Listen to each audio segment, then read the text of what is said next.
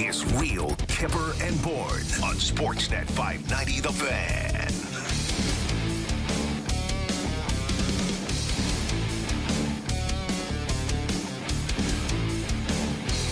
Welcome to the Real Kyper and Bourne Show. I am not the real Gunning. Good to have you back. Love friends. Is that who replaced me on Friday? Brent, or as Doug McLean called him, Benning. He's like, Jim Benning? It's like, no, it's Brent Gunning, Doug. Well, I think he just referred to him as a general manager because he sounded like one on Friday.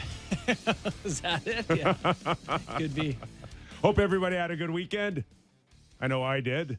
I ended up going to New York City. I did a charity event, Madison Square Garden. Somebody paid six figures to play a pickup game with the 94 New York Rangers, and I snuck in on that one. Is that what happened? Yes. It was just someone wanted to do that? Well, I think it was through a charity event. Yeah. Okay. But someone went six figures US. I hope they scored. I hope you guys treated them like a certain authoritarian dictator. They were a group out of Houston, Texas. Yeah. And Joe stroked the check for his buddies. Joe. For his buddies to play against some of us. And then we took in the Ranger Flyer game last night. Awesome. And fun. Yeah, it sounds amazing. A lot of fun. And you were in Halifax. You were all about the world. A lot of traveling on the weekend, but enough to still catch the Toronto Maple Leafs do away with the Philadelphia Flyers before the Flyers found a way to get 2 points off the New York Rangers. Sammy McKee on board. Danielle. How are you, Danielle? You know how I know it's Danielle? I looked, Sammy. I know. You know how I wouldn't have not looked? Reading your lineup. I know. Oh, I didn't know until I walked in here. But I didn't want you to turn into Ron Burgundy and just read the lineup and have it. Yeah, I could be accused of that. Jennifer Rolnick also on board. And JB, as always, glad to be back with you. Let's rock and roll. So, good enough. Toronto Maple Leafs go in on the weekend into the Flyers. Winners 6-3. Austin Matthews keeps the scoring machine rolling. Mm-hmm. And overall, didn't get the sense that Sheldon Keefe was too happy after Saturday night. But just your thoughts in general. Well, I guess it's tough to be awesome every night. And that's not to let the Leafs off the hook for how it went, but they have had a tendency at times to play up or down to their competition. And this was a night where, they're coming off big games, right? It's Florida, it's Boston. Even the Jets was a rivalry game. I think you can understand why they didn't come out quite guns a-blazing as they had been lately. Should we go to Sheldon, get his take on it? Clippers. It's Monday. Clippers. All right, buddy. Let's go to Sheldon's thoughts on his team's 6-3 win against the Philadelphia Flyers. I mean, we got some really good opportunities in the third period to make good on them. Did some good things, obviously, leading to the Matthews goal. We didn't win many shifts today, but that was one that we did a good job of. Had the puck, had them really running, and leads to an empty net. So those kind of things we capitalized on really well. The Riley goal was similar. But yeah, it's not a very good hockey game. Yes. I really want us to say, it's not a very good hockey game as a clip. Wants to stay positive, speaks highly of certain players, but then that truth serum kicks in for him right at the very end. You hear him like fighting it. It's coming out of his mouth. He's like, it's not a very good game. I do get a sense that just experiencing this as a player as well, that you're deep enough in the season to be tired, mentally and physically, but you're not close enough to the playoffs where you can still reach for that excitement and that juice. There's still that small window in the regular season where I think the Leafs are caught, and they're not the only team. Right. And we'll know that going into this week as they face, of course, Tampa Bay tonight and Florida, two other teams that could be going through a similar thing. Yeah. Yeah, it is. I do find, though, that when they get to play each other, there's a little bit more excitement, a little bit of a new energy in there.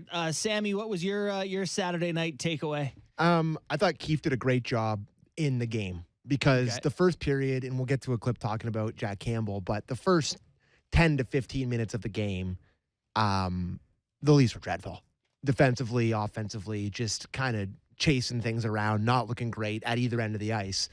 And then in the second period, Keith completely threw the blender together. He was just throwing out lines that it just was completely unrecognizable. Guys playing in spots you'd never seen them playing before. Weird maturations of lines. And it, to his credit, it really seemed to get them going. And then in the third period, he went back to the old lines and they started to light it up. And we even had a very rare William Nylander to John Tavares play, where he made a drop pass to him. Tavares shot it in the net at even strength, which was nice. So my big takeaway was that Sheldon Keefe had a really great game in game, and then went to the podium and thrashed his team after they beat an NHL team 6-3. So in their building on a Saturday night. Yeah. So I think there's probably a lot with Keefe trying to keep guys motivated, and we can get to the clip about them playing down to competition. And how that's something that they are very one to do. They love doing that. It's one of their favorite things to do. And they were doing that into the second period. He threw it into a blender, and it seemed to, wake them up a little bit. Yeah, let's do that. Let's go to the Kyper Clipper and playing down to the competition. We've played really well when we've really been pushed, by top teams, or tonight in the third period. Obviously, we want to do a better job in these games, and we just again tonight just didn't have it. So that's disappointing. But I would say disappointing for sure. But not concerning in the sense that I know what our team's capable of doing. Perhaps maybe that's the problem. They know what they're capable of doing. How long can you stick with that? See, I believe him, and I agree. Do you think he's just trying to We should find out something more after tonight. Would you not agree that about playing up or down to competition? Well, is it that simple? Or are they just to the point now where they are what they are, and they still want to try to find a way and to outscore their mistakes?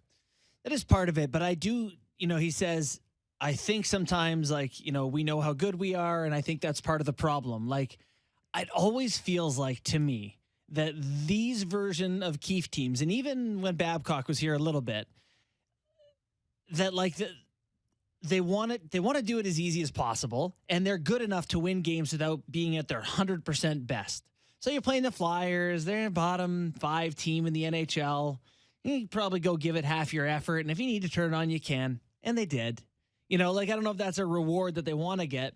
I also don't know if it's a good habit to get into, but I do think there's an element of that to this team. They know that they can just kind of see how it goes. If they get the breaks early, if not, dial it up. Not healthy, is it? I still like their goals, though, right? Yeah. I mean, that's the one thing that I got, especially out of the Winnipeg game, too, is I think, they're up by a goal or two, and they're still pinching, and they're still once the wave starts and they start getting excited, then they look like the team that is very dangerous. Yeah.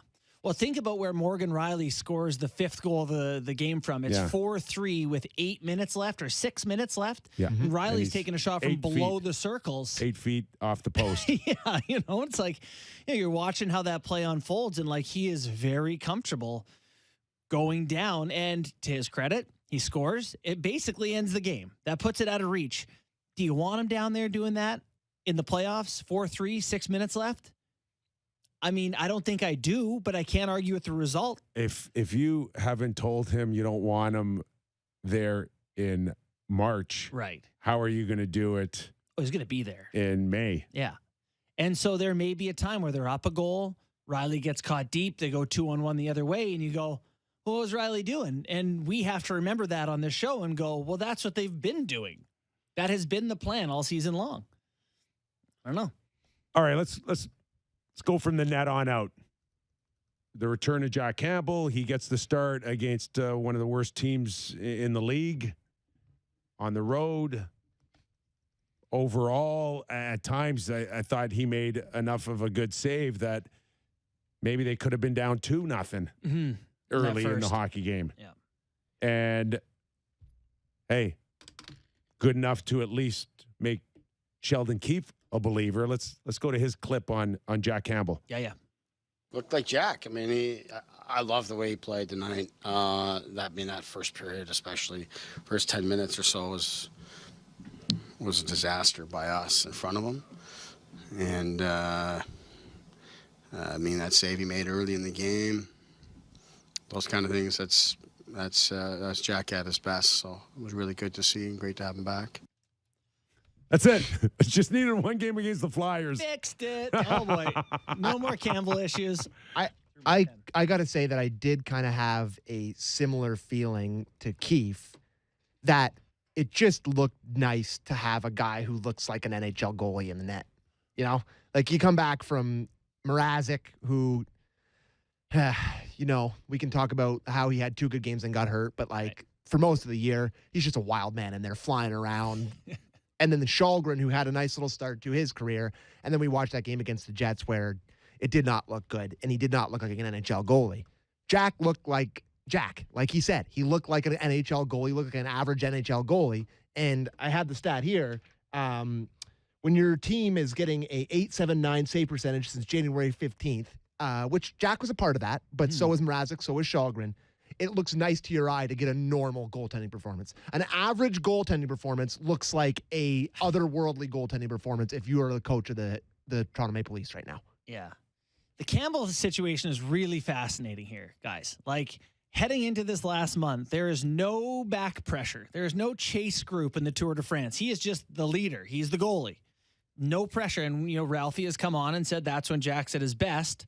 When Freddie was hurt and he was the guy, right? Last season, Jack came in. He took over. He had no problems. When Peter Mrazek was hurt at the start of the year, Jack was in. Jack was the guy. Looked great. When he's been pressured, he hasn't been as good. So there's no pressure.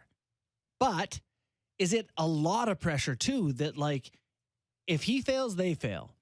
His contract situation is still up in the air and is basically going to be decided by how he plays between now and, let's say, mid-May, end of May.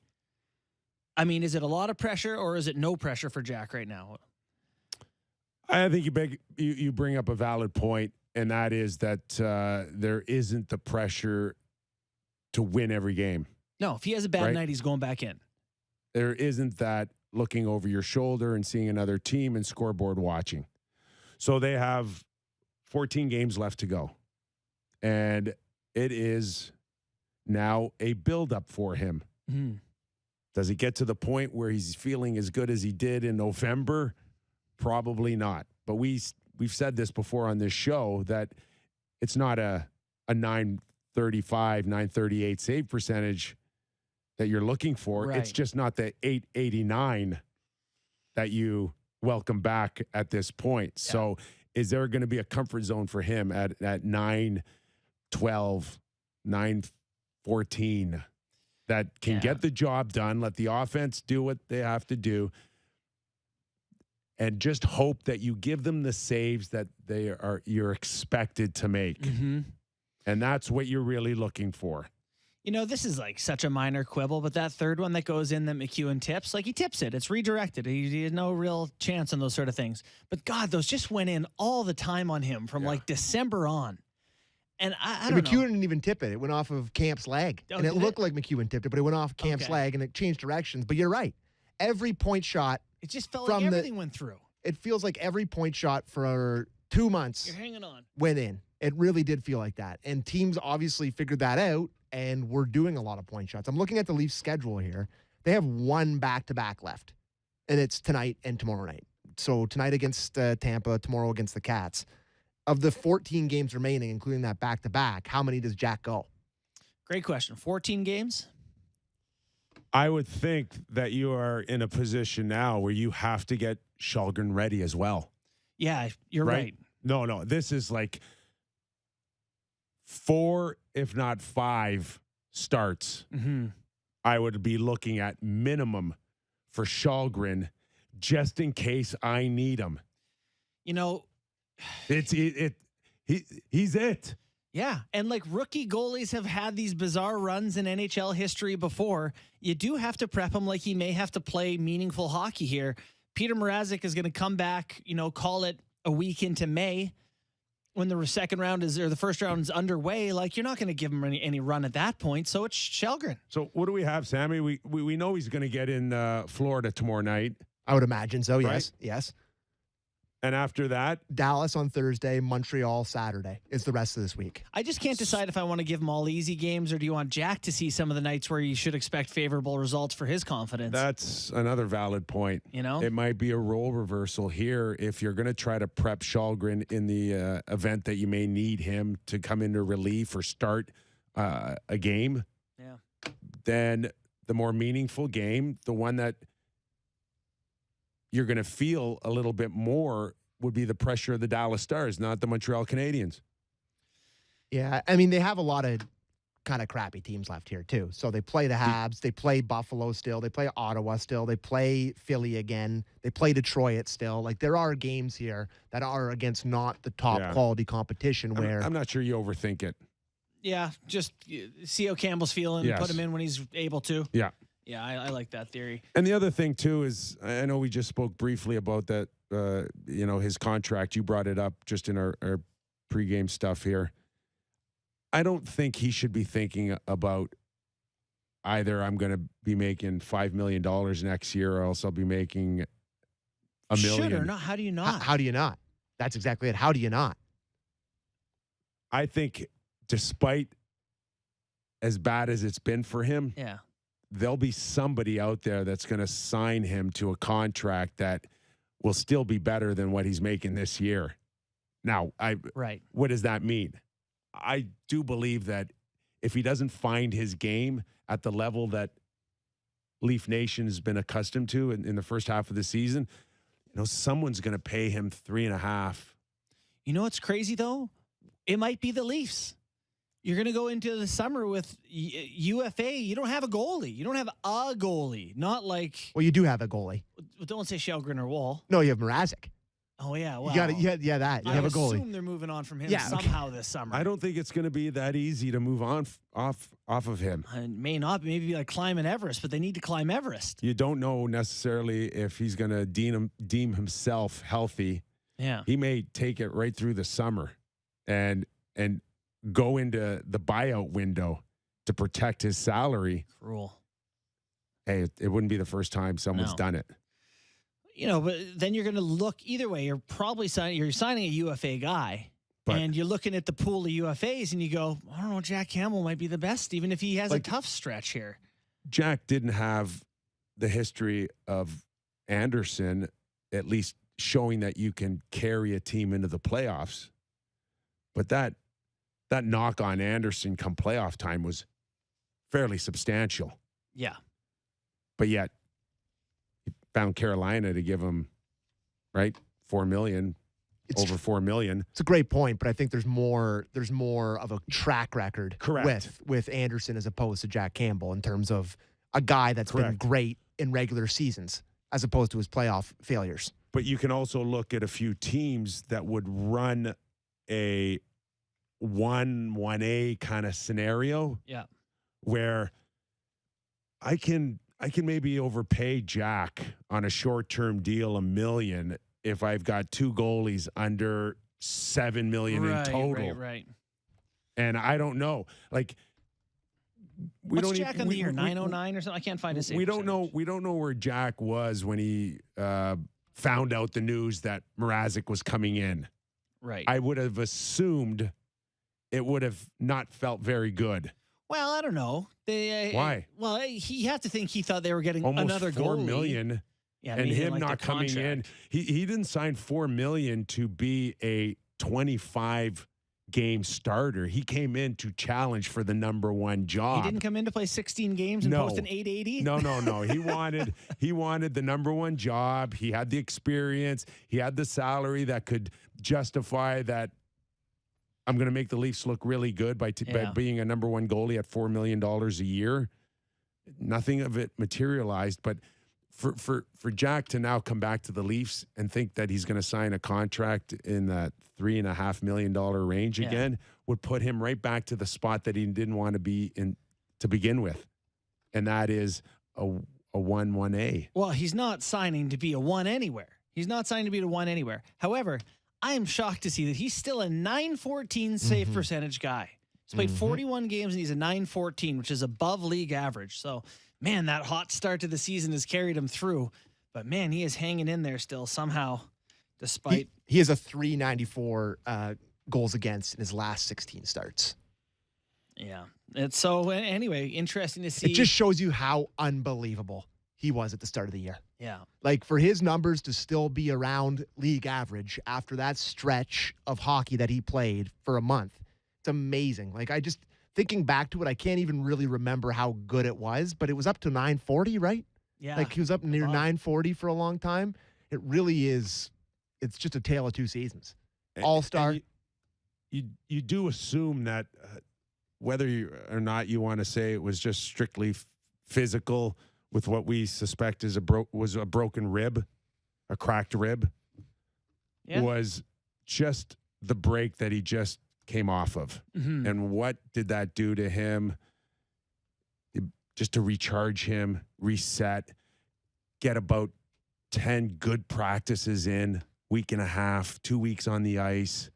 Like this, I'm sure Leaf fans and the management are hoping that this was a blessing in disguise here, that they'll look back and say that was the best thing that happened to Jack. For sure. It can for sure be used as a turning point. We saw, on Saturday night, he only gives up 3. Like, he looked fine. You could hear Keith in the post-game presser.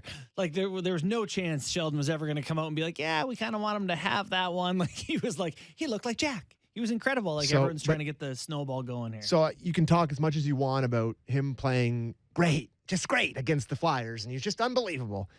Going into tonight is a potential first-round matchup against a team that's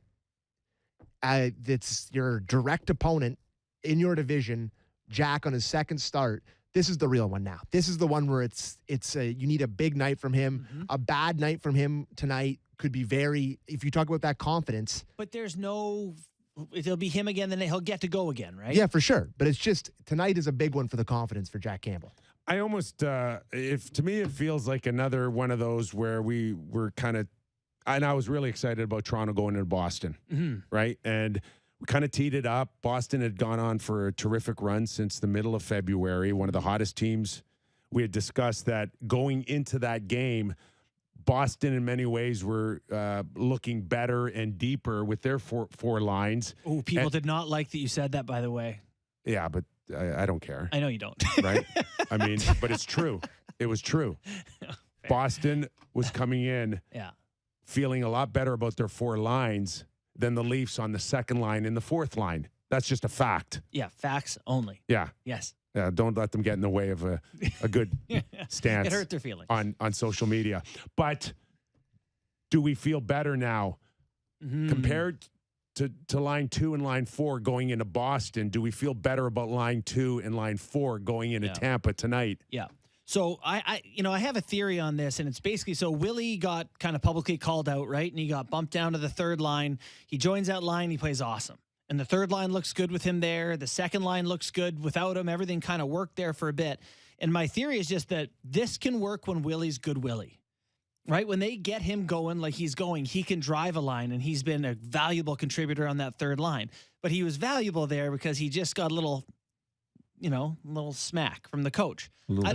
Pee-pee whack. Well, I wasn't sure if I was going to say pee-pee whack. I was going to go for it. I'm glad you did. Thanks. It was a pee-pee whack. But he got a little whack. And so I don't know that this is a long-term solution, is my point. If he's just been motivated and he's playing well, awesome. Yeah. I don't know that they've solved the problem here with Nylander on the third line. I like it. I hope they did. I like it. Yeah. You hope that they did, and that he is now ready to wake up and just take that responsibility. And he doesn't have to be Marner. He doesn't have to be Matthews, but he just needs to be a threat when he's out there. Yeah. And I love the depth it gives them. I just think it gives them such a different look on that third line. And we'll talk about the But fourth it line changes coming how up. you use it to me. That's you know, okay. They're not a checking line then. That's okay. I think that listen, it can be a checking line, and Nylander's capable of playing on a checking line. True. That adds, because what did we talk about at the start of the year with him? How much better he looked on pucks and lifting sticks and heavy on the play. If he's put on that third line, he knows that's what he's supposed to do, and then you have the ability to have his scoring touch as well. It just spreads out the offense throughout the team. And the way Mikheyev's playing on that second line, Well, I think this is what I stick with. it's Mikheyev and Engvall now who've gone to another level. Their confidence is going to another level. Their ability to make plays and score now and finish has gone to another level. Those guys have the ability of rising Nylander up. Yeah, no, that's true. And you know, it's such an interesting way that it changes the lines, you know, because the second line has been good when he hasn't been there too. I don't know. It just feels like if he's good there, it gives him a whole other look. And you like the fourth line too, right? And that was the second and the fourth line that we'd been talking about. And I think you like the fourth line a little bit more on Saturday night. Listen, Wayne Simmonds comes in, he scores a goal. The whole fight with McEwen at the end, again, just a subtle thing, but not so subtle when it comes to making the team feel better, is the fact that McEwen took a run at Lyubushkin. Right. And Recently I don't hurt. care if it's the first 5 seconds of the game or 6-3 in the last 5 seconds. But you go have a talk with him, and he gave it to him pretty good. He But did. earlier It's in a the good game, look. after, like because we've had the conversations where he's waited too long after things happen, but earlier in the game, he tried to go after McEwen, and he got the gloves off, got the flippers off, and the refs again came in and were like, no, What fellas. is the deal with this? And they did that on Yeah. Thursday against the Jets, where they were having a chat off the face-off thought, 10-minute misconduct. They take him out of the game, and then they were trying to separate them. And then later in the game, it became undeniable. McEwen obliged, and Simmer beat the brakes off of him. Pretty good. I mean, McEwen just came off a couple of like one-sided victories. Who has he fought? McCarron in Nashville knocked him out, and they knocked him down. Then McCarron comes back, he gets him again. Like, McEwen's a fighter, and Simmonds just clinical. There's certain times where, you know, when you cheer for a team that has fighters and you go into a certain matchup with a scrap, when they drop the gloves, you get a little bit worried for your said fighter. And that was one where I was like, oh boy, Simmonds, that's a big task. Like, that's not a middleweight. That's a heavyweight. And Simmonds handled him well. Like, he's still an elite fighter in the league. He's a guy that's had great success as a go-to guy, a 4 to 7 guy in the depth charts. Right. 4 to 7. Very good. That's an important guy on a team. That's a $5 million player on a team. Like, that's out the window now. It's still hard, I think, for him to accept the role right now that has to get done. And at times his engagement's off a little bit. But now you are in this stretch run where he is trying to save his career. Yeah. He's trying to extend it. He's trying to be in playoffs. And he's trying to stay in the lineup. And I think Saturday night there was no Spezza. I think that you can have one of Spezza or Simmonds, but I don't think they work together anymore in terms of a fourth line. I think you can do one or the other. I also feel about Clifford that you can dress him. You just can't dress him every night. Like, if you put him in once a week or something, you might get the best version of him. I'm not sure I see the Spezza or Simmonds decision ever being done. One or the other, you mean? I see a Simmonds or Clifford decision, but I don't see a. I agree. I don't Spezza's see going a to be in. Spezza. Spezza, first of all, you don't carry Spezza all season long in a position of playing maybe 7, 9, 10, 11 minutes on some nights, and then have him as a second power play guy, or have him as your sixth player on the ice with the goalie pulled, to be in a conversation with, should we play Simmonds or Spezza? Like, I mean, Spezza's got that spot, and he'll always be that guy that can jump on the second unit on the power play, or again, be the guy on the ice in the last minute if you need a goal. Yeah. that you don't take that away to put Simmonds in. So you don't think Abruzzese is going to get in? I just don't think they play well together. So Do you have the clip of the guy pronouncing Abruzzese? I don't have it. But some guy DM'd me how to say it. Yeah. I forget his name, Matt. And then he DM'd me his Spotify page after. Anyways. But yeah, no, Abruzzese. Abruzzese. Keith talked about him after the game. Just said he didn't play much. Made a couple good plays with the puck. I was trying to keep an eye on him, but it was hard. They barely played. Like Yeah. it was just one Should of we those hear guys. Keith the clip? Or I don't no? have it. I Okay, didn't even get it good. because it wasn't really that They, noteworthy. They did, I think, what they were contractually obligated to do. Yeah. Got So- him into a hockey game against one of the worst in the league. Burn a year. Man, So Flyers are terrible. yeah, they're not good. They're not even trying to. Terrible. They have nobody I barely even recognize the guys that play on their That team. was It's just, a once proud organization, too. and they're dreadful now. We need them good. They're good for the league. Kipper, I thought I would read to you stats and have you react to them on the Leafs here. I got 6 of them for you, okay? Yeah. Mitch Marner has 19 points during a 9-game point streak. That is the third longest active point streak in the NHL. Yeah, the engine.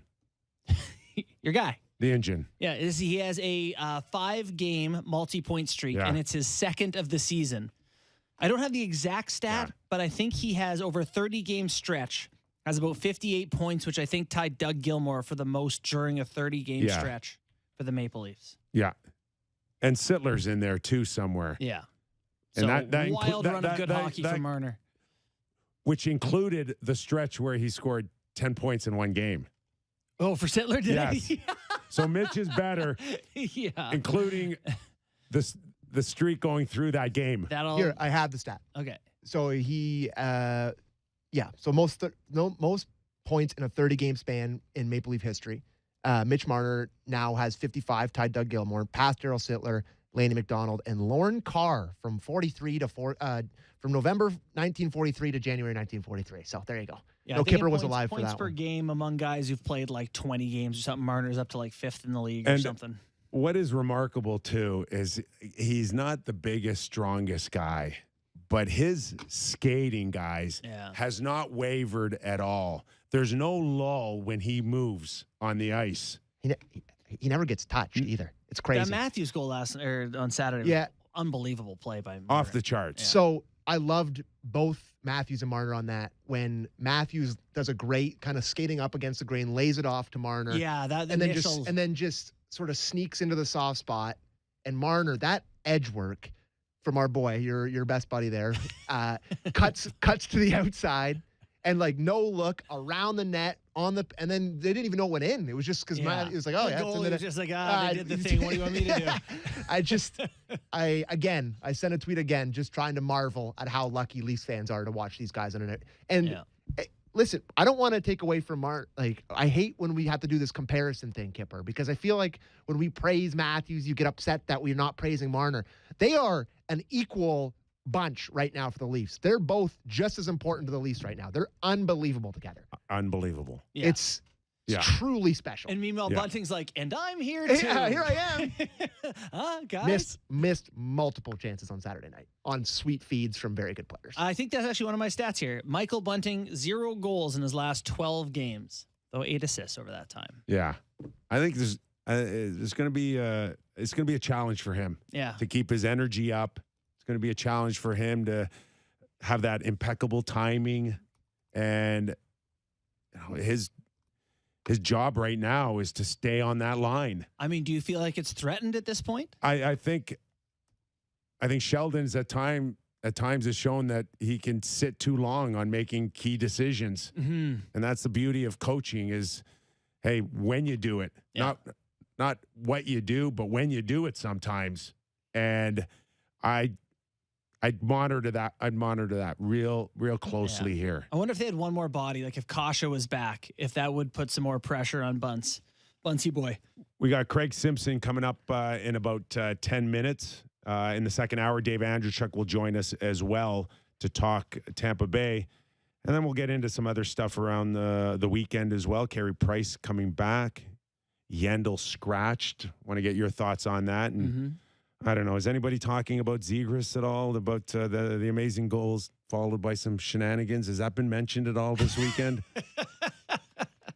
Haven't heard. Shed some light on this. We're getting into that next hour, I can assure you. Yeah. So plenty of that. Now, just going back to the whole Marner Matthews thing. Matthews still finding a way to score. Yeah. Goal in 5 straight and 11 of his last 12.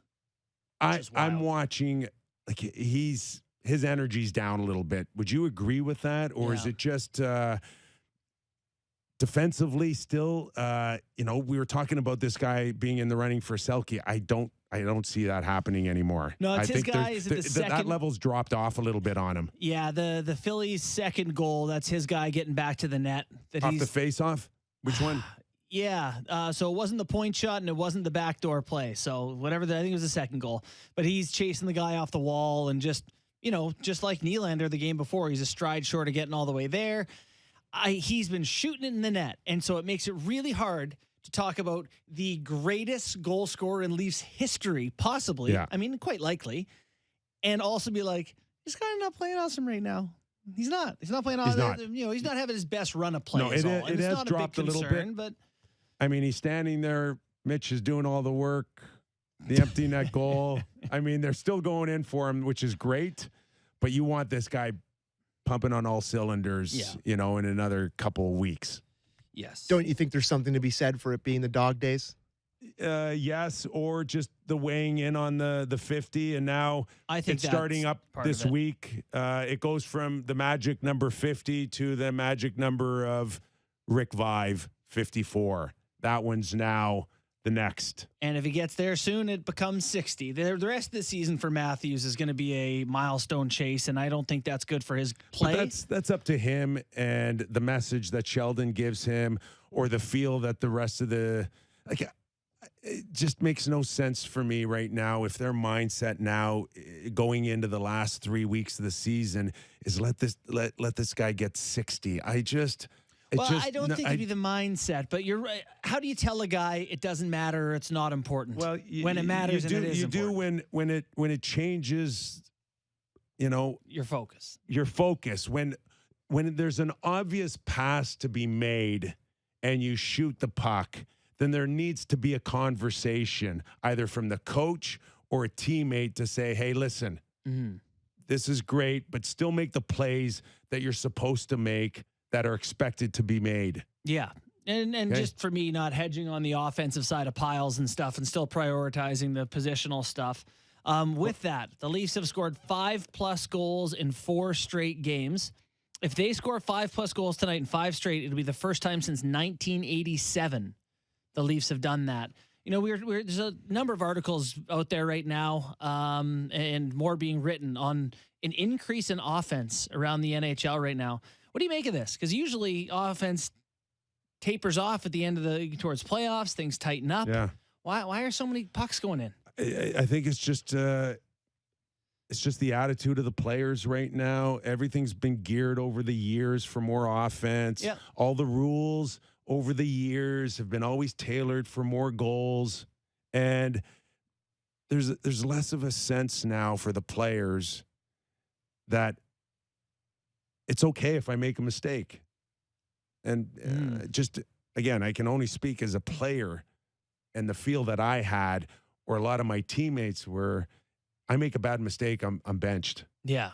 And now we're in the era where it's okay. It's all right. We'll just score another goal. Out, score the problem.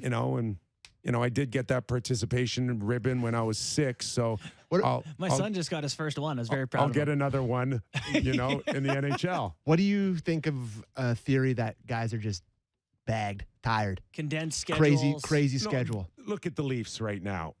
Look at the run that they've been on, and look at the run that the schedule makers gave them when our last shutdown in the pandemic, right? So, yeah, they are. They're Al Iafrate was... We got to get him back on, by the way. A really good defenseman. Yeah. But he would be the first to admit, when I got tired, I'm taking a penalty. Because one way or another... I'm sitting for 2. I'm getting a whistle. And it's like, once you lose the oxygen to the brain, it can make you do some dumb things Well, out that's, there. a lot of coaches will tell you, like, it's not your legs. These guys are in great shape. It's when you're really tired, start making dumb decisions. Your mind. Yeah. Boys, I'm taking a beating in the YouTube chat today. For what? Oh, talking too much. I missed a back-to-back that they have at the end of the April. Listen, People are not thrilled. We need Sammy today more than ever. Boys, they're all right? just beating me to Trust us. death. And how is the celebrityism at the golf course on the weekend? Sammy, You I went noticed. golfing on the Oh. weekend like a obsessed madman. It was great. The weather was great. Course was in great shape. Took a little while, but But we'll now avoid that. you're just not Sammy. You're Sammy from the Real Kyper and Bourne show. Okay, so if the guy is listening to the show, because he said he listens every day, and if the guy who came up to me is listening, I'm sorry, because I couldn't have handled it worse. I had, let's just You say, didn't Will Smith him, did you? no, let's just say that my mind wasn't at its sharpest at that situation. There may have been some, things that are legal involved and that maybe not put me in the right mind space to Legal get recognized. in Yes. this province. And he came up to me and I was flabbergasted that anyone would recognize me for anything. He's like, "Are you Sammy from Real Kyper and Bourne?" And I was like, "Yes." And then he went for a fist pump and I had my hand out to shake did the it. trailer And it was hitch? like it was a bit of a Yao Ming situation. It was not pretty. We don't have a Sammy cam, and they're Oh. recognizing you.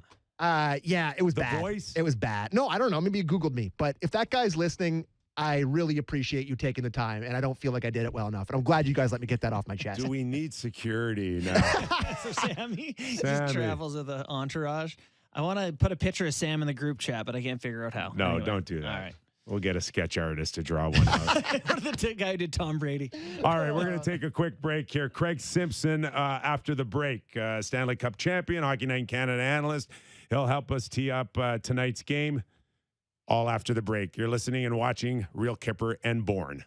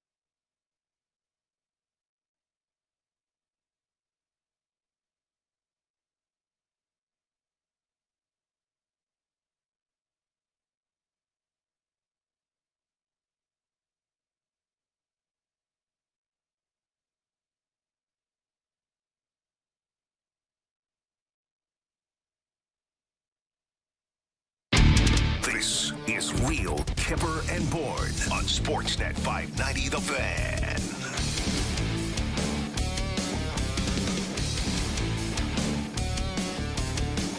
John Mitchell on our chat line, our Sportsnet YouTube chat line, says, I don't know why, but I picture Dark Guy when I wonder what Sam looks like.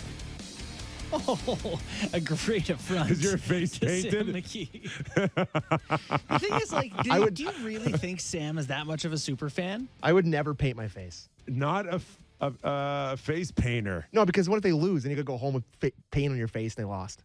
Well, but then you'll look like Tammy Faye Baker because it'll be running down your face from the tears. Sam just doesn't strike me as the like die hard that people think like. Let's talk about this later. Simmer's there. Devils. Okay. Sammy. Let's bring in Craig Simpson. Simmer, how are you, pal? I'm good. What are you guys talking about? Oh, Painting just- face for what? Sammy, we're just getting him ready for the playoffs. That's all. Oh, okay. All right. Listen, a common theme right now, not just with the Leafs, but maybe a few other teams contending, is playing down to your opponents. And Yeah. I'm just wondering, do you feel better if you're Sheldon that you're 14 games out of the playoffs starting rather than 4 games? Yeah, I think it's always this time of year you get so refined and focused on, looking to the big games that are going to shuffle the deck on the standings, and they've had quite a few of those in the last couple of weeks. So I think I mentioned it the last broadcast. I thought the loss against Montreal 2 Saturdays ago was another one where you're going to be kicking yourself and going, oh my gosh, we needed those 2 points. It allows Boston and Tampa to stay in or get ahead of us in that positioning. But, they've responded with 4 in a row. And, they're not all beauty games. They've had a few letdowns at different times in them. But I think that's common, as you were saying, coming down the stretch here with so many big games that do really mean something. It's hard to have that same maybe focus or intensity or even fear, as I always say, about, what could happen in a tight game like tonight. And so you got to find a way to win some of those. And to their credit, they came back against Winnipeg and were able to get the 2 points. They came back against Philly when they let them back into the game and made sure that they didn't give up anything there. So, I think you have to be patient as a coach and can't stay on the guys too much. You have to know that there's going to be those, inconsistencies at time, but you are trying to refine your game to not allow that to happen when you need it the most.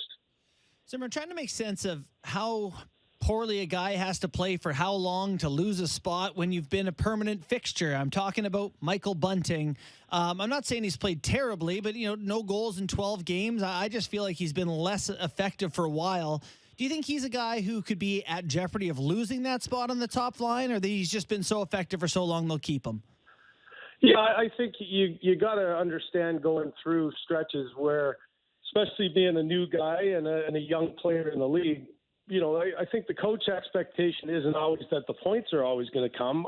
It's more, what are you doing and how are you playing? Are you still a driver? Are you still getting under guys' skin? Are you still opening up some room for your 2 line mates who have been just so dynamic during this last stretch? So I think it's a warranted observation, and it's one that I'm sure Sheldon will weigh and look and see that maybe there's a time. I thought there's been a few times where the other night, not last night, I'm trying to think what game it was, in Boston, I believe, when it got, chippy and it looked like he was losing his composure a little bit. I think Sheldon just kept them off the end on a couple of shifts to just ensure nothing bad happened. You get the win and you don't take a bad penalty or maybe settle him down a little bit. So I think you'll see that happening.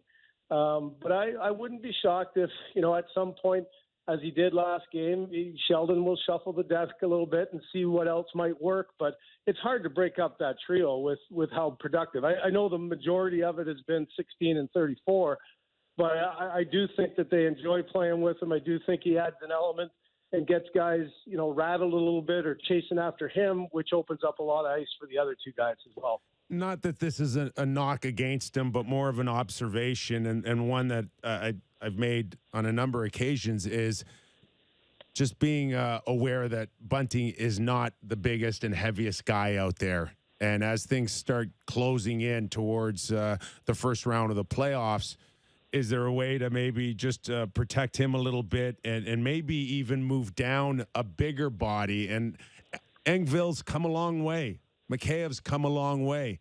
Would you rather at times see a bigger body when it does get a little heavy in the first round of the playoffs?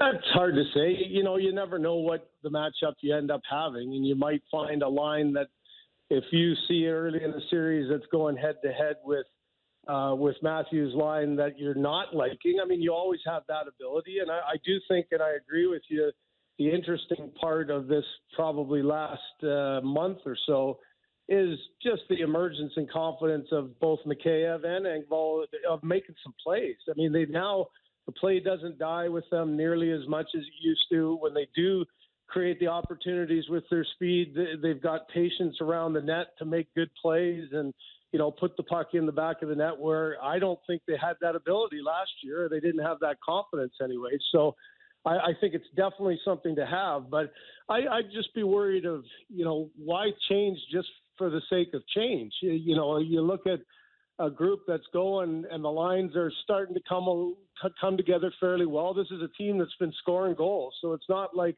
even though you're saying Bunting hasn't scored in 12, well, God, his line mates, he's got 6 assists in the last 10. That's kind of expected production numbers from a younger guy. And, that line has been the most dangerous in hockey. So I think, there are times where coaches maybe tinker a little too much when there's no need. And I just think that the strength of having Mikheyev down the lineup and Engvall down the lineup has made those other lines better as well. And I think that Mikheyev, for me, with his speed, has forced John to skate a little harder. And I know that feeling of, being not a great skater playing with Messier and Anderson.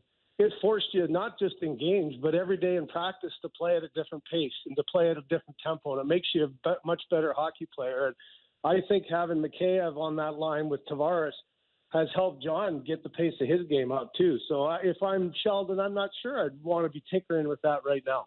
One of the places I'll have my eye for tinkering is on the D pairs heading towards playoffs. The right side seems to be where there's decisions to make because you like all of Riley, Muzzin, and Giordano. Or have any of Liljegren, Hall, or Lyubushkin made themselves indispensable or someone that you think should be out of the lineup? I'm not sure indispensable, but, I do think that Riley has found a little bit of chemistry and been able to work pretty well with Lyubushkin in the last little while. And I wasn't quite sure if that was going to, manifest itself or if he was going to be able to play at that level. I just think his development has come a little bit where he seems more confident and poised with the puck, doesn't throw it away maybe as much as he did earlier on, just trying to get it out of his hands and get it out quickly.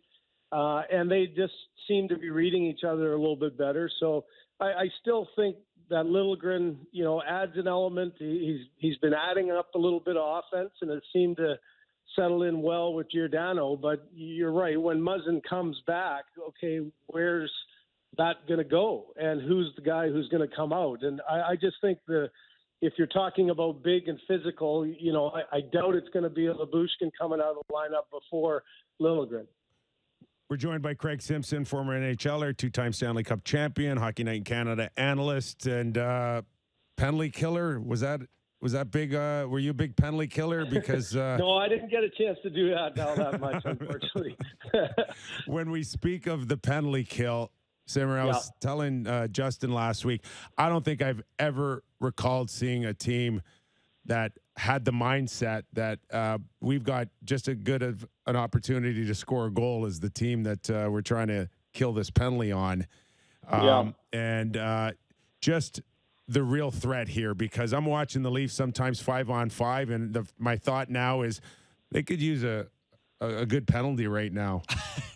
Yeah, no, and you're not wrong, because it's the intensity, right? Like I do think, and often, when we've heard and talked so often that, a bad power play, when the intensity's not there, you get outworked by the penalty killer, it changes the momentum so much. And, a great example of that was in Philly, when all of a sudden Philly's a goal down, they get a power play, a chance to tie this thing. And the two, the most dangerous guys on the ice were the guys short of man. And so I just think that the, penalty killing pressure is so important for the success of good penalty killing units. But that pressure has to be really coordinated. All four guys have to read off each other. And what I've seen now is just really good, cohesive reads by the D and the forwards. One guy starts, everybody's in unison. And now, when they get some separation up top and put pressure on those, whether it's the quarterback at the top of the power play trying to make a dangerous pass across, as soon as they get any kind of a puck turnover, their mindset is not to panic and throw. It's let's get up ice. And you've seen, time and time again, they've had so more odd man rushes on the penalty kill than any other penalty killing unit, and obviously more goals. So I just think that they are really confident as a group. I go back to you saying about dangerous units. That was back in our Edmonton time. You had Gretzky and Curry on a penalty kill, great sticks, always anticipating plays. When they turned the puck over, it was going the other way. And I see Mitch has really, really grown into that role where he has been aggressive in all three zones on the forecheck of the penalty kill, not allowing an easy entry, having a great stick and anticipating and attacking. And, to me, he and Mikheyev have been the catalyst of that offensive push from the PK. Simmer, what are your thoughts on Jack Campbell after one game into his return and where things are going to head for him the rest of the season? Yeah, I thought he was okay.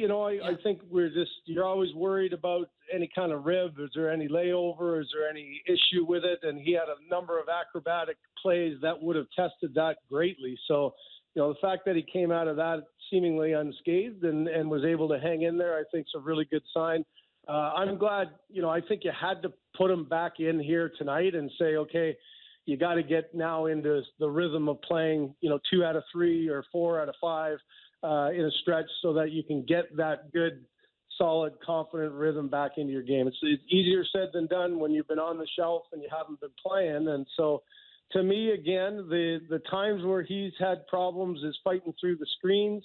When he was struggling and the puck was going in 4 or 5 times a night, so many of them, as we've talked about before, those little tips in front are sliding through the arm or getting through the 5-hole. And, that is a real science from a goaltender standpoint to, track the puck as it's coming, but get nice and tight to where those tips are coming from and trying to make sure that your arms are tight and nothing's getting through you. So I thought it was a good positive sign. I didn't think it was a brilliant performance by any stretch, but tonight's another example of getting, you got a good guy at the other end that you focus on and saying, okay, just do my job and give this group a chance to stay in this game. And I think this will be a real test to say, how far has Jack come from his rehab and getting himself dialed back in again.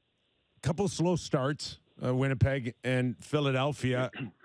Now, just your expectations going into Tampa Bay and Florida. Yeah, I think it's a natural to just be ready, right? Like, there are games, Nick and Justin, that you're prepared for because it's going to be a hell of a hard fight. And that there's going to be no easy shifts. You have to be good defensively. You have to manage the puck extremely well against this team. They're such a great transition team and go back and forth on you. So I really think this is one that I'd be shocked if you get the slow start that, maybe not so shocked against a team like Philly that doesn't bring that same kind of intensity and attention to detail out of you. So I think you'll get a good read of where this team is. And, you're coming into a really big pair of games with Florida tomorrow night, but you're coming in on a roll and you're coming in with 4 wins in a row. You should feel pretty good about yourself. Most guys are in a pretty good run of confidence with the puck. So I think this is one for Sheldon that I'm sure he would be shocked and disappointed if it's a sleepy start in this one tonight. And last one from me, Simmer. Just want to get your thoughts on the fourth line and what you think that will look like as they head into the postseason. Simmons had a good game. Post-Simmons, yeah. That's in a couple of years according to his contract. Yeah, no, I thought, that is the real work in progress. And it seems like anyways, Blackwell and Abrazizi going to be in. I just think it's got to change a little bit. I'm not sure what that's going to look like. Kasha not being in obviously would change that dramatically because you're either going to put a Kerfoot down there or an Engvall and have some faith where maybe you can play that line a little bit more. I do think they're going to need a fourth line that you can't just keep hiding every night. I think in a tough series, in the playoff type atmosphere, you're going to need one that can play 11, 12 minutes at times as opposed to 7. I think Simmonds has been under 10 minutes for 10 straight games. So, I don't think that's really a realistic, sustainable one. That last game was a tough one for, to get a real sense of Abruzzesi's, impact. That's a game that he didn't get to play a whole lot, but he survived, and this will be another bigger test. But I'd be surprised if that's what your fourth line would look like day one of the playoffs. One more for me, Simmer, and it's me asking you as a goal scorer and a guy that could understand a 50-goal pace and maybe what Austin has been through to get there. And we just had an earlier conversation with Justin here on, well, now it's 54 in Rick Vive. And then I said, okay, you'll get that. And then he's like, no, now that'll be 60. And just managing Austin from here on and what he is going through. And is there a chance that this could exhaust him a little bit more than you'd like going into the first round? No, I think if anything, it's exhilarating. You could tell he and Mitch, you can't wait to get on the ice every game. The games can't come fast enough when things are going well, when you've been scoring in 11 of your last 12 games. And, you have 14 games left to get 9 goals plus to get into that 60 era. And I don't think the thing, and I think Sheldon said it, I believe it was today again, is just what's the most impressive is, he's competing at a high level. It's the complete game continually. It's not now because he's close to, maybe getting the 60-goal pace that he's cheating or trying to do other things. I think that's really the key. And I wouldn't be concerned at all about burning out. I do. We talked about it after last game. When you're playing so well and the puck's going in every night like those two have been having, you do worry that, okay, I've always felt, the playoffs are the great equalizer. They can rescue a terrible year by having a great playoffs, or they can destroy an amazing one. And you can't have any of those things seep into your head. Go, okay, playoffs starting now. Well, what if I can't score? That's a whole nother discussion we can have at the start of the playoffs when everybody's got zeros in front of their name, like the start of the regular season. So. But I think down this stretch, it's been exhilarating for them. I think they're having a heck of a lot of fun playing hockey right now. And the byproduct is a great race that seems like a legitimate one that he might be able to get to that 60 number. Well, we'll look forward to it continuing, and we look forward to your call tonight, Simmer. So enjoy the game. You bet. Take care, guys. Craig Simpson, Sportsnet, Hockey Night in Canada. He brings up an interesting point, and I get it. I mean, yeah, when you got things rolling, you want them to keep going. Yeah. Right. It's like, okay, how far can we take this? Now, you had mentioned on a couple occasions you saw a level drop for him defensively. Mm-hmm. Is it a little bit more cheating, you think? Are they tied? Yeah, I don't know. It could be a little bit cheating. I just feel like there's been turnovers, sloppy play. Like, remember we had 3 games in a row where there was like a glaring turnover up by the offensive blue line. The one Sammy thinks is a penalty that cost them a goal against. A couple of them didn't. And it's just plays that he hadn't typically made, maybe trying to do a little too much. I don't know if that could be tied, right? Trying to make that one extra play to get that one extra look. And I don't know if it's related or not. But that's what I see. Yeah, I'm interested tonight because we are seeing them go up against the very best in their division, if not the Eastern Conference. Mm-hmm. This isn't Winnipeg. This isn't the Philadelphia Flyers. Right. I mean, they're up now. And again, it's going to take not just Mitch and Matthews now, but it's going to take a very strong push from everybody here to go up against the likes of Hedman, Ryan McDonough, Sergachev. I mean, this is a deep team. Yeah. So, can I ask you? Go ahead. I was just thinking that, like, also while we're talking about Matthews and Chase in the chase, so I understand this is a different type of game tonight. And just thinking of Matthews still, though, like the Draisaitl keeps scoring too. And I wonder if that's another reason that the goals seem like more of a focus. Sorry, Sammy, what were you? I was just going to ask that you don't think it's human nature to be, when you are guaranteed to be in a playoff spot, you are chasing the all-time goal record for one of the most storied franchises in the NHL, and you're playing with another one of the guys on your line that's one of the best passers who's going to find you in the right spots, and you're chasing, like I said, you're chasing stuff. I think it's probably just a little bit of human nature, and I would expect the level to be back once the playoff starts when it's a clean slate again. Don't you think it, like... I don't know. Can you just walk into that I'm asking you, transition? Can't you? Well, but I also don't know if think, it's that Sammy, easy. I also think that there's so much pressure on him to score in playoffs this year. After last year, him scoring in playoffs might be at a higher premium. He might rather score 3 times and give up 4 the other way so he doesn't have to hear about not producing. Like there's a lot of heat on him right now to shoot it in the net. Matthews and Marner. Yeah, both of them. Right. Of course. Yeah, there's a lot of heat to get it done. And there. how long now? We've mentioned the 30 games. It's like 2 points every game. Yeah. 55 and 30. Okay. Nobody scores 2 points a game in the playoffs. Ever. Right. Not Gretzky.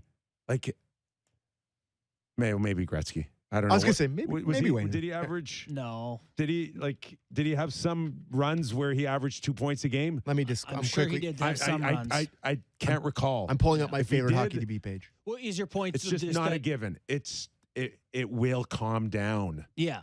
right? Yes. And that's when attention to detail has to be not that extra move in Montreal where you're coming up the wall and Morgan Riley decides to go down the middle and then you got the 2-on-1 to lose the game.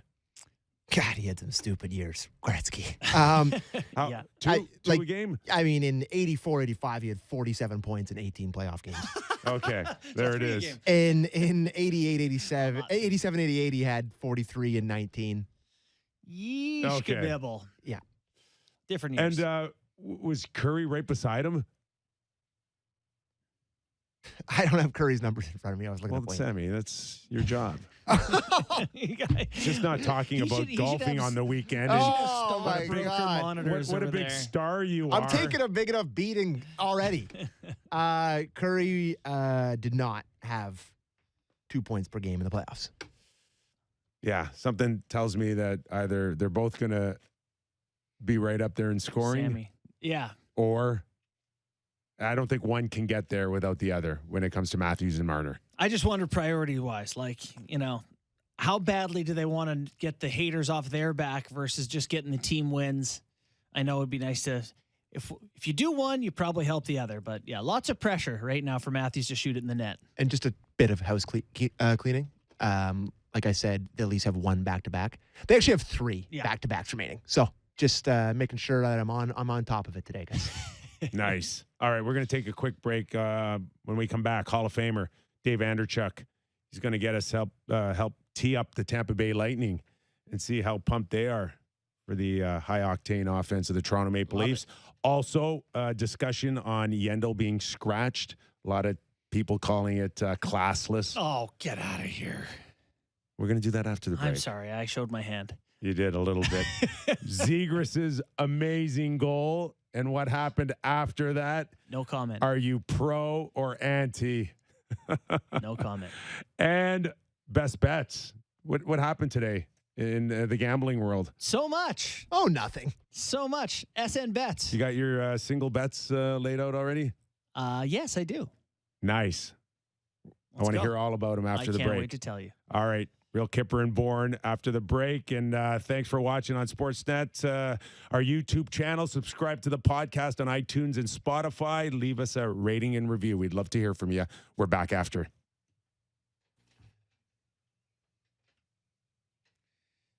Thanks, Simmer. Simmer was good. Yep, got us through.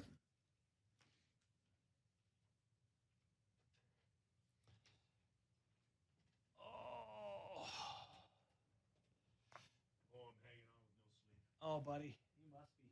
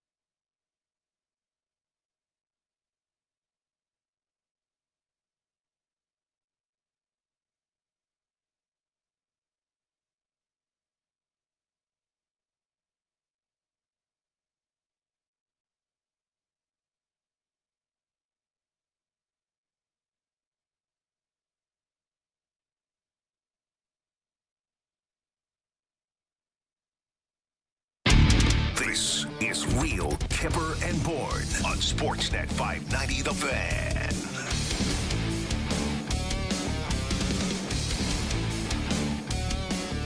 Not only could Dave Andreychuk tell us what's going on with Tampa Bay, he can also tell us what it's like being in this market, scoring 50 goals. The last Leaf to do it before Austin Matthews is our next guest.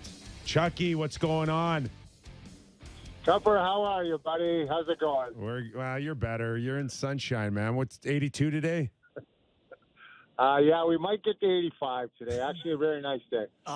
Thanks for joining us, And, Dave. well, we really appreciate your time. I will say this on hold. There, I was listening to your traffic.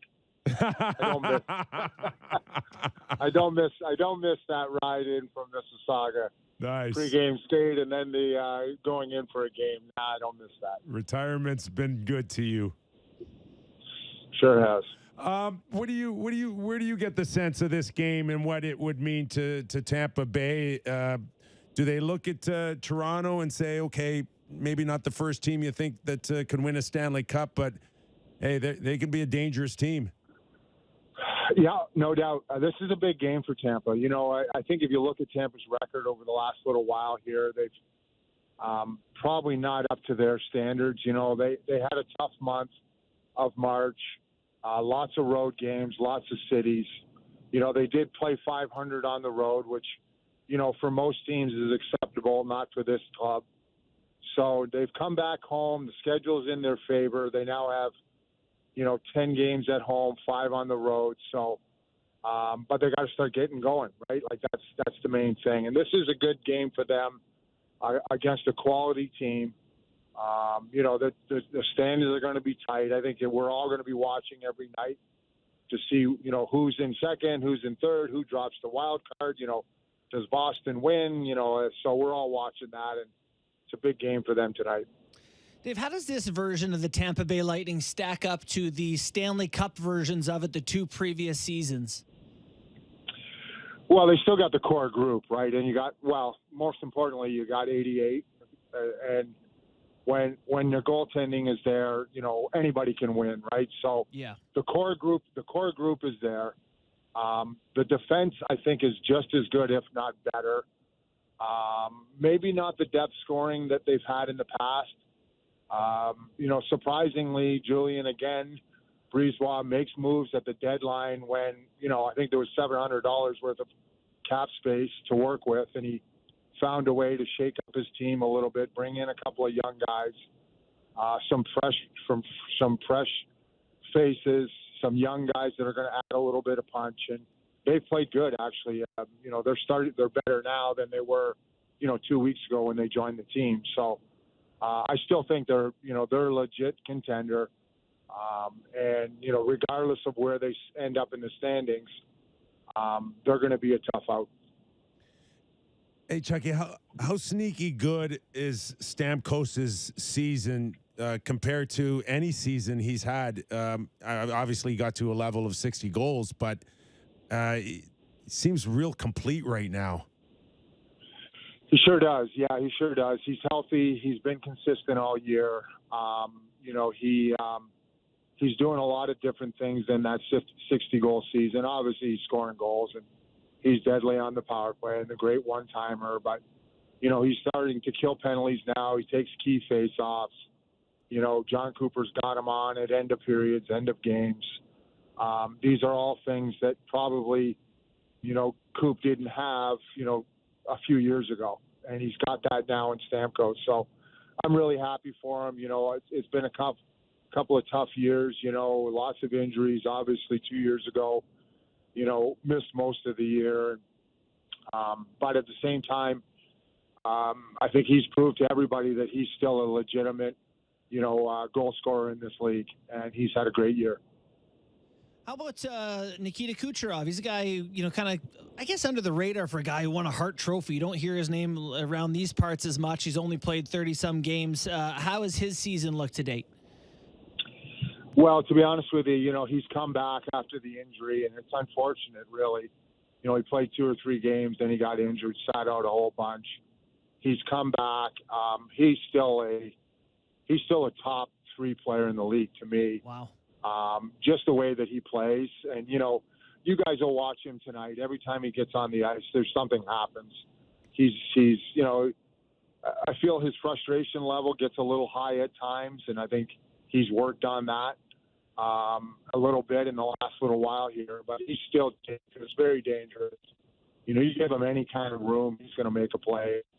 You know, and there's a lot of guys. They did have the top, you know, 3 guys there together. Coop kind of broke them up last game, but when Stamkos, Point, and Cooch were on the same line, I mean, it was pretty deadly. They did give up a couple of goals, and that's why Coop has kind of changed things up and put Stammer back in the middle. But he's just a special player. He really is. He's got eyes in the back of his head. He seems to know where everybody is. He never puts himself in a bad spot. So he's an elite player. And I get the numbers are not there, but I still think, you know, with the amount of games that he's played and how he's played in the last little while, especially on the power play, which has gotten better over the last 2 or 3 weeks, he's very dangerous. We're joined by Dave Andreychuk, Vice President of Corporate and Community Affairs for the Tampa Bay Lightning, Hall of Famer, last Leaf to score 50 goals, past Austin Matthews. Before we get into that, just in terms of the John Cooper that you know, with back-to-back Stanley Cups and maybe a feel of fatigue, 14 games out, will it be less about the standings and more about how the team goes in feeling game one? Would you expect to see certain guys maybe sit out a little bit here and there? I do. I think it's all geared up for the playoffs. And as I said, you know, I don't think the standings really matter. They played a lot of hockey. Now, one thing that they have done in the last little while here after the deadline is they've had a lot of practices. He's worked them hard on practices. I think it showed a little bit against the Montreal Canadiens that mentally they were just really not into the game, and the Canadiens win more, right? And that doesn't happen very often. So I see him, you know, easing off the break a little bit here and letting them, you know, rest up a little bit more going down the stretch, because he was really trying to figure out, you know, where these 2 new guys were going to fit in, especially penalty killing. They're both killing penalties. So lots of practice time in the last little while. He's worked them really hard. So I would imagine that he's some time off, give him some days off, and we'll see what happens until he does this week if he gets out anybody. One thing we were talking about earlier in the show here was Matthews' pursuit of 50 goals and how much that pursuit weighs on him mentally. Like, is it changing the way he plays, focusing on this goal scoring in this market? And you're someone who has been through that experience. Can you tell us what that was like for you and if it weighed on your mind? Weighed on everybody's mind, right? As you guys saw the other night, I mean, geez, they were trying to get him the puck as much as they can, right? Like, it takes away from everything. I go back to the first 50 goals, which, you know, half of it was in Buffalo, but that night in Winnipeg, I had 15 shots on goal. So that goes to show you that, you know, they're just trying to feed me the puck as much as they can, and it really takes you off their game. So I would imagine now that, you know, 50 is gone, 51 is in the books. There's lots of games left for him, you know, to shatter the record.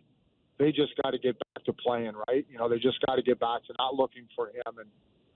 And I know the feeling. It's the same with everybody else. And, you know, whether it's the 50 goal or whether it's, you know, somebody trying to get their 300, their 500, you know, the team is all aware of it. It's not just the player itself. And, you know, yeah, there was some pressure, I guess, you know, to get that 50. And, you know, I think it was from 49. It felt like 3 months, but it was probably only, you know, a week of 2 or 3 games. And then, you know, you finally get it. So, yeah, it's you know, good for him, right? Well, like, you know, the Austin Matthews watch has been on for 2 or 3 years for me now. I mean, you know, a few years back, he probably could have got it and got hurt. So it was just a matter of time when he stays healthy, because he's obviously a special player, and you guys get to watch him every night. Guy like Doug Gilmour, it wouldn't have felt much different, though, because he was such a great playmaker from one game to the next, correct? Yeah, no doubt. He's Dougie's trying to find me every time he gets on the ice, right? Like, yeah, for sure. And I think Marner's kind of the same thing, right? Like, you all, I'm sure you guys have commented on before, you love when he shoots the puck more because he opens so much up. And, maybe in the past he's always tried to look for Austin Matthews or somebody else. But now, and again, as you know, I mean, you don't score 50 goals unless you got guys around you that are helping you. And Austin will tell you that. And anybody that's a goal scorer, well, you're not doing it by yourself. There's tons of guys that are helping you, whether it's your shot from the point or, whether it's a Doug Gilmour giving me a tap in, right? Like there's people around you helping you. Can you toggle that off? Like when they get to playoffs here, there's pressure on Matthews and Marner to produce after last offseason where it hasn't gone awesome for them. It's got to be so hard to find that balance between pushing for team success, but also personally wanting to put up individual numbers, right? Yeah, that's a fine line that we all play. Every team plays, right? Like, especially down the stretch here. You got a guy that's on your line that whether he's got 19 goals, you want him to get 20. But you're going to win the game first. And, I think the Toronto Maple Leafs sit in a pretty good spot. We all do, really, because, the top 8 is pretty much set. Right now it's just a matter of where we're going to sit each other and who's going to have home ice advantage. And I will say this, that you can ask anybody here in Tampa that they don't care where they finish. They just want to be playing well. And for these guys, they've gone through it before, and they've done that before, is where, their personal goals kind of outweigh the team goals. And that's not the case with this team anymore. Nobody cares who scores. Nobody cares if it's point or, whether it's Sorelli. It doesn't matter in this team. And that's the step that Toronto has to take. That regardless of what happens, on the score sheet, it's the bottom line is getting the W, and who cares who scores. Chucky, as a player, you've experienced some pretty good rivalries, but maybe you can speak to the one now between the Panthers and the Lightning, and where this rivalry could go this spring. Watching the Atlantic Division all season long. Yeah, and it started last year in the playoffs, right? Like both, to be honest with you, like both teams have not been relevant at the same time. And when I was here in Tampa, the Florida Panthers were not the team that we were worried about beating, right?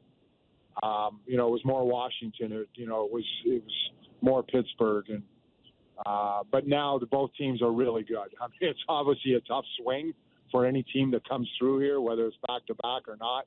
To come down to Florida and try to get 4 points is a pretty tough task. And what happened last year in the playoffs was awesome. It was a great series. It really could have either way, to be honest with you. Florida was that good, and I think they're better this year. So, it's definitely starting in a couple more playoff, times you play each other in the playoffs. You're going to get that rivalry, but there is an in-state rivalry, and now there's two really, really good teams that are battling each other.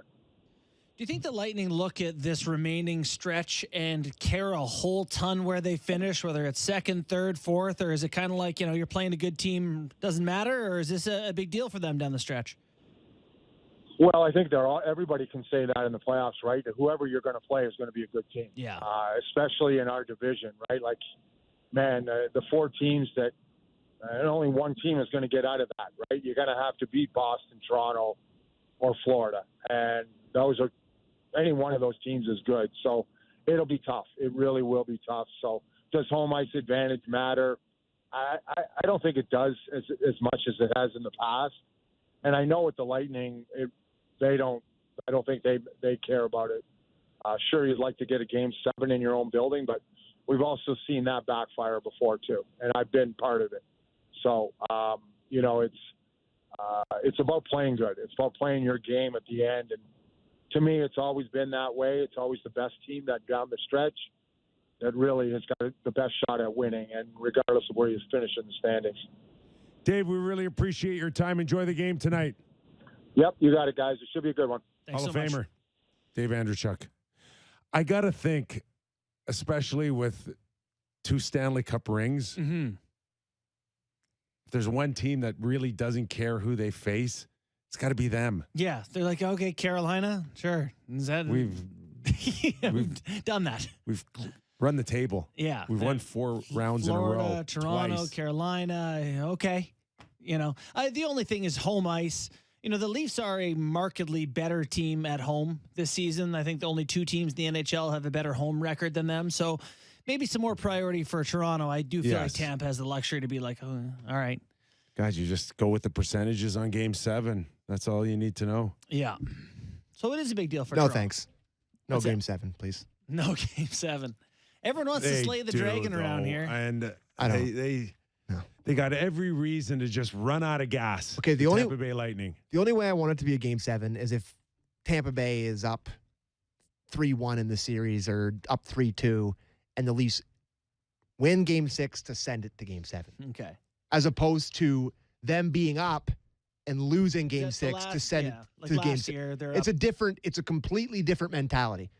I would say there's such a fragility. I mean, the Leafs lose every Game 7 that I watch anyway, so it doesn't matter. But in my stupid brain, that's what I feel. There's such a fragility. Like the Leafs are up 3-1 against Montreal. They go to OT, and like the second Montreal gets that goal. It was Galchenyuk's turnover first. Yeah, so he turns that one over, and it's that first seed of, oh no, we're going to leaf it. And then it's going to Montreal, right? And then they're starting to have some fans back. And it's just that, like, you can't let it start to get away from you as a Leaf right now. And not that I remember, but Game 6 overtime, the Leafs had, 15 unanswered shots? They just pumped Montreal. Peppered them. Until Montreal shot their hockey net. And then Travis Dermott tried the 360. And now he's enjoying British Columbia. 4 feet inside the blue line, 4 feet outside the blue line. You know who doesn't? That's where games are won and lost. You know who doesn't do that? Mark Giordano. God willing. Off the glass. Yeah. Off the glass and out, boys. The glass is your friend. This is, without a doubt, though, the scariest lineup from top to bottom. Tampa when you Bay. compare it to Florida, when you compare it to the Toronto Maple Leafs, this is the lineup that scares you. Well, it's the defense. It's the goalie. No, it's Vasilevsky. It's goalie. Okay, right. For sure. Yeah. And I'm watching, Sheldon keeps talking about playing down to your opponents, and you're watching Florida on the weekend. What were they losing? 6-2 to New Jersey. Yeah. 6-2. And they won 7-6. That's the Leafs do that. Every team does that. Like you said, every team scores all the time. So it just happens. Every team scores all the time. They do. All right, let's get into the news and notes. We did talk about this. You want to go Carey Price playing this week, potentially, finally? Yeah. Good for the game, good for him. We think assume he wants his career to continue. Right. I think good to go into the summer of training, knowing you've seen some NHL shots, that you've got back up to speed. Remember what it's like, right? A lot easier than going another whole summer without having to see game action. You like it? Yes, I do. And I think he's got some great hockey still in front of him. I don't know if he has 10.5 per great hockey in front of him. But well, he's getting it one way or the other. Right. I just mean for a team, I guess Montreal will be that team. What happens? That's where this conversation really needs to go, I think, when it comes to Carey Price from here on in, is whether or not he gets shelled. We hope he doesn't. Right. Because it could probably delay things. But do we expect him back next season in a Montreal Canadian uniform? I think this is setting up to show potential suitors that he's able to play. I agree with you, but how do you trade this deal? Until 2026, he's owed 10.5 per. You eat money and get picks. Blurf, man. Don't you? Like, this is what I've talked about this before and referenced it before, but when the Leafs were rebuilding, when they were horrible, 2014, 2015, they were taking other people's, they were eating money, they were taking contracts, doing this and getting picks. This is what you do if you're a team with a bunch of money. Well, I don't know. I think if you're a team that can, I don't know. A contender can't fit 10 million in is all. And if you're a bad team, why it's till 2026? I think he comes back and he plays for Montreal next year, and he's got to get to the point where it's an easier sell maybe to your organization, your owners, to take Carey Price or work out a deal with the Montreal Canadiens, but it won't come off of his next start next week or the one next to it it will have to be into next season. I think this could shape up for him to be in a conversation by trade deadline. Mm-hmm. Like if he's a Vezina contender next season. I don't know if he needs to be there. A league like 920 or something. He needs a 920 to be in a position to say, hey, we're not going to pick up all of it, but he's worth it at 8. Right. 8.2. Maybe even 8.5. Yeah, Montreal hanging on to a little bit. They're going to have to. Yeah, no one's doing 10. Or if you can arrange, Montreal may have to eat a first rounder to lose that contract. Now So could another team come in and pick up $1 million a year on it for a first rounder? But if you're Montreal, it doesn't make sense to trade Price for that pick until you intend to be good, right? Like you might as well just have him. If you're going to trade him with a first, you're basically saying you don't want to finish bad after that, right? You don't want to finish 30th and you just traded your first, unless the first is years down the road. So I don't know. Maybe he plays the whole year with Montreal. They see where they're at and then see if it's worth hanging on to after that. I think it's going to be really tough until he shows a stretch of high level. Yeah. I can sell 6 or 7, 8. I could sell $8 million to my owner, but I'm gonna have to see that level. Right. Need to know we're getting a player at that and he's point. still young enough. You hope that the body has recovered this year. Yeah. Well, but last thing he did was that playoff run, right? I mean, the last we've seen of him was pretty darn good. So, okay, we'll go to Keith Yandle getting scratched. Do we really care? I kind of care. Is that a big deal? I kind of care. I care because people care. You know, the idea that they shouldn't have scratched him because he's the all-time consecutive games played leader. This ends his streak. He was close to 1,000 straight games. There's only 11 games left. You're in last. Yeah. I don't care myself about that. If you're not good enough to be in the lineup and your organization wants to see other players, if they keep you in just for the streak, it devalues the streak. So they had to do this. Isn't that what Phil Kessel in Arizona did? Devalue and make a mockery out of it?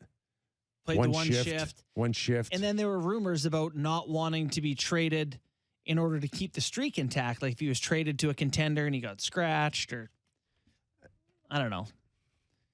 I think it devalues the streak. Yes. I would actually say all Ironman streaks are now devalued. But it's still by the pursuit of keeping them together. It's still an incredible run to not be hurt, to it is. Have as many teams as he's had over his career to say you're one of our top 6 in the lineup. It's insane. It is. It's nothing to shrug at. No, and he can say next year I played 1,000 games that I was eligible for. Boy, those guys they put in the lineup for him on Saturday just really made a huge impact. Well, so what? Are you going to keep him in there? Yes. I'm really caught in the middle on this one. I really am because I see your guys' perspective. But 1,000's a nice number, and the Flyers are dreadful. Dreadful. But just play them. But they're trying to get better. They want to see other guys. Oh, yeah, those 11 games, they're really going to get flying. That experience might mean a lot for some young kid. Have a sense how to train in the summer and what the pace is like. When I hear Hayes came out after it happened and said, like, he's one of the guys that we love the most in the room. He's a leader in the room. He's bad. Like, sure, he's like they were praising him. They love him. They thought it wasn't the right move. Like, I don't know. I agree with you guys. I think this is a very fascinating debate. I see both sides of it. It's pro sports. You should be. It's on merit. It's not because of a streak. Florida wanted him out of the lineup and got bullied by social media. There's a Rudy episode. The movie Rudy, everyone put their jerseys in. Put Yandle in. Everybody with a Twitter put their Rudy jersey on the desk. Of the Florida Panthers. I'm going off. I haven't watched a lot of Keith Yandle games in the past couple of years, boys. I'm going to be honest with you, but a lot of the Twitter response from Flyers fan was, "This is about 100 games too late." You know, like he's been awful for a really long stretch of time, and one of the main reasons is the streak. But at the same time, he's 10 away from 1,000. What do you mean?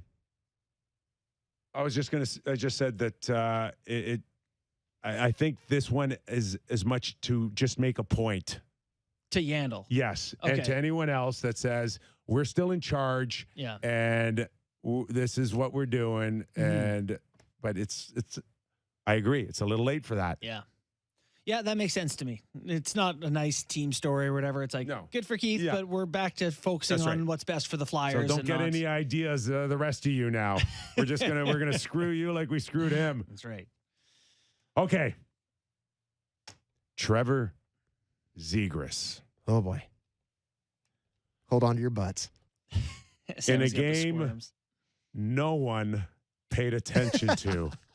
Arizona and Anaheim. Could you Anaheim's have found, as bad as Arizona right now. Could you have found a more meaningless reason to watch this game? And then everybody's like, damn, I missed it. No. Not exactly a marquee match. Oh, my God. Anaheim won 7-2 in their last 10. A horrible Bad matchup. So the Zegras goal, holy banana peels, unbelievable. Like, I liked it better than the stop up and the flip up over the net. yeah, like the shot through the legs, and then adds the degree of difficulty as Milano stand there for a little extra. But just to pick up the puck and with the momentum that he had. And to change the dumb. angle of how he throws it in around a guy. Yeah.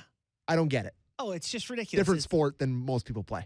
Now, I'm going to be the Please hater do. guy and just say, if you toggle through the goal differential of all the lines in the NHL going back to the start of like January, his is the worst in the league. Okay, hold on. Before we So just gonna before say, we critique, I'm not saying he's bad. before we critique, I'm just saying all Zegras love. for those of you that were under a rock this weekend, do we have Trevor Zegras' comments? Do we need to revisit for people that are listening for the first time that have no idea what happened? The play. 5-0. Okay. Late in the third, 5-0. Zegras is trying to find a loose puck. Terry-Beagle from Arizona comes in, gives him a shot. Mm-hmm. Unlike anything we've ever seen before in the game? No. So everything seems to be fine. Then line mate Troy Murray comes in. Troy Terry, sorry. Comes in, engages with Terry-Beagle. Down goes Terry. And here's Trevor Zegras with his post-game comments. Audio quality on it is not 100%, so just bear with us, but it's great stuff. So let's listen to it. Just 2 minutes left in the game. We're up 5-0. Guy, our best player, our leading goal scorer, one of the best players, in my opinion, in the whole league, takes a shot, or I take a shot, he comes in to help me. I'm not going to name the player, but I get that he's going to punch him maybe once, but the fact that he's down and he's not engaged in a fight, you're going to hit him 3 more times. I think it's embarrassing. I think he should be embarrassed. I'm not going to comment any further on whether or not I think he should have even been able to get to Troy while he was on the ice. But I'm embarrassed that he even got that far. I appreciate Troy sticking up for me because I think that's a nonsense cross-check with 2 minutes left in a 5-0 game. I'm embarrassed for whoever that was. I'm not going to say his name. And I think that we got a lot going on. Should step in here and do something about it. Was the puck loose when you kind of jabbed at it? 100% loose. And I get you're going to hit me in the back, but you don't punch a guy when he's down, especially a 32-goal scorer in the NHL who's a superstar. I think it's embarrassing. I think it's a bad look for the league. And for the player that did it, it's humiliating, and I think he should be punished. Wow. What's the point in not saying his name? What a great editing job there to get that little beep in there. Nice bleep. Unlike Willie last time. Whoops. Well, it certainly opened up the haves and the have-nots on the subject, which is always, I don't mind it. I like it. It's good. It's good banter, even though it puts the cultured old dinosaurs, or the way it used to be, the way it is versus the newer generation, and we don't need that anymore. To be clear, though, Kipper, if Beagle did what he did in that game in your generation, you would still call it bullspit. You would say it was garbage. The guy had his gloves on and he kept punching him in the face, would you not? You wouldn't have said, well, he shouldn't have been standing there. What Beagle, I will hear it if Beagle was fighting a guy that has his glove off? been in a fight and has his glove off. But to keep hammering away is gutless. Like, to knock him down, sure, whatever. But to keep going, pretty gutless. Not really. Not really. You just want to be contrarian. Come on. No. I want to look at this as objective as I can. I really do.